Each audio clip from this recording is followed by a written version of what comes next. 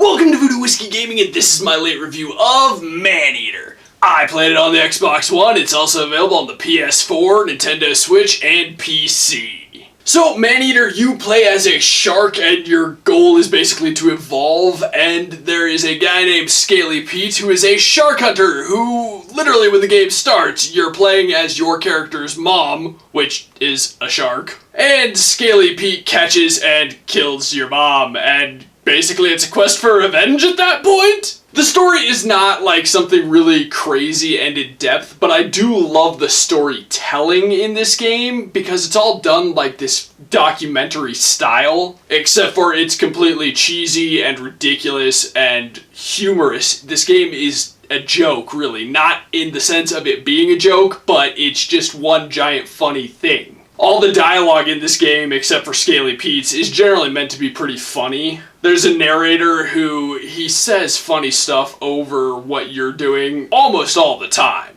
Now, as for the audio in this game, I really enjoyed the audio in this game. I will say I do wish there was a bit more background music, but the music does kick in when you are, going after prey, when you are being chased as prey, when you are going after the shark hunters, stuff like that. That is when the music really kicks in. The problem is when you're just swimming around and just kind of hunting or going from point A to point B, there isn't any background music, and I do wish there was. I think that would be beneficial to the experience. As for the sound effects, I think the sound effects in this game are phenomenal. I really enjoy all the different sound effects. It does really feel like you are swimming through the ocean when you are swimming through the ocean. It seems like this really vicious, gruesome attack when you are attacking. The sound effects just help bring that all to life. Now, as for the voiceover work, I like the voiceover work in this game. It's obviously kind of wacky and cartoony and meant to be goofy because, as I stated, this isn't a super serious game and it shouldn't be taken seriously. So the voiceover work works very well with it because it helps bring those jokes to life. Let's get into the gameplay mechanics and whatnot, and this game is, at its core, it's called a survival game. It's very much, in my opinion, an action RPG, but that also could be the fact that just almost every game on the planet anymore has role-playing elements. And this is definitely a game chock full of role-playing elements. You level up, you have certain, points that you need to get to in your shark's, evolution as well as growth. You reach adolescence, you reach adulthood, you become an elder, etc. down the line, and during that time you can also get some much more crazy and weird and creepy looking evolutions. I really preferred the electrical evolution because it was much more attack based, but there's another one that's more defense based, and I just thought that was a really cool element. It definitely added depth to a game that without it would have been fairly boring. Overall, it's an open world game. There are certain areas, and you should really kind of stick to the areas at first because otherwise you will get ruined very easily, which ties into a gameplay thing that I think was kind of and that is specifically the difficulty. It starts out way harder than I was expecting, specifically because you're like a level 1 and there are level 8 enemies trying to kill you almost constantly in the starting area.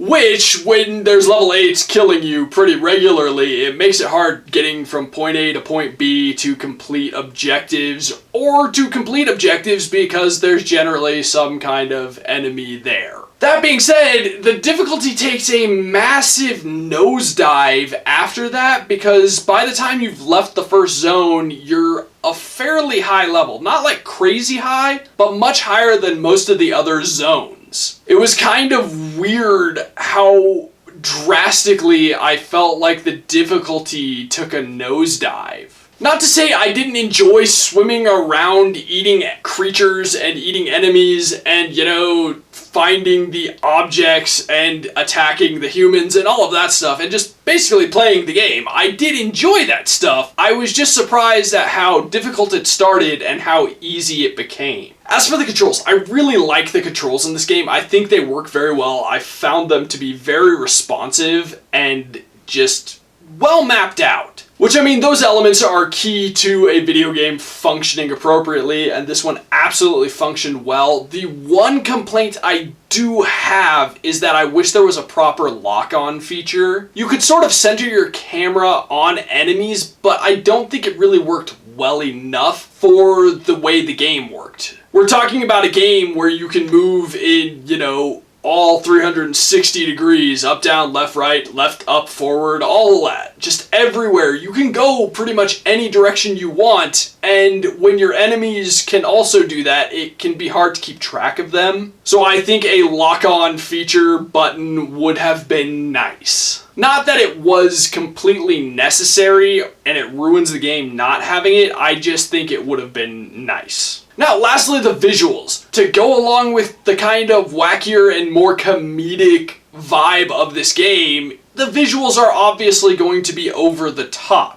I will say, it is a very good looking game despite that cartoony element, despite the fact it's not super realistic. It is a good looking game, and one thing I thought was really impressive was the lighting for the day-night cycle. I thought that was fantastically done. I really think that was honestly kind of outclassed the rest of the visuals, which may be silly, but in such a cartoony looking game to have such a really well detailed lighting and day-night cycle was just kind of odd and impressive, and I really liked it. That being said, I also really liked the shark, and I liked the different evolutions to the shark. I thought they were kind of silly at first, but as they evolved and as you get the grasp of the game, it really makes sense and it works with it, just the goofier art style. Okay, so to wrap this up, I will say I really enjoyed it for the most part, but there are two things that I feel really let this game down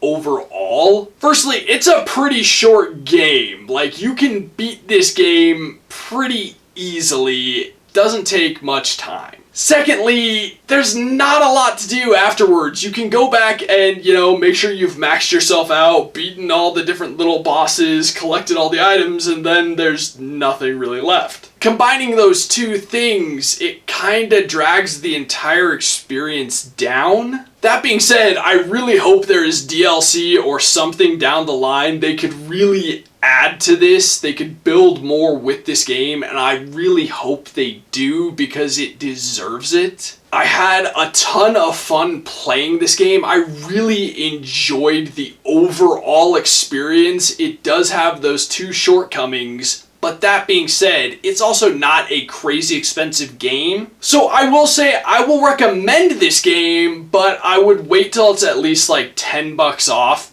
A $30 game, I think this is. A $40 game, not quite there. Okay, so in the comments down below, why don't you tell me, what is your favorite type of shark? Yeah, I don't know, why not? And as always, thanks for watching. If you enjoyed the video, please hit that like button. And if you like what I'm doing in general, share, subscribe. Have a good one.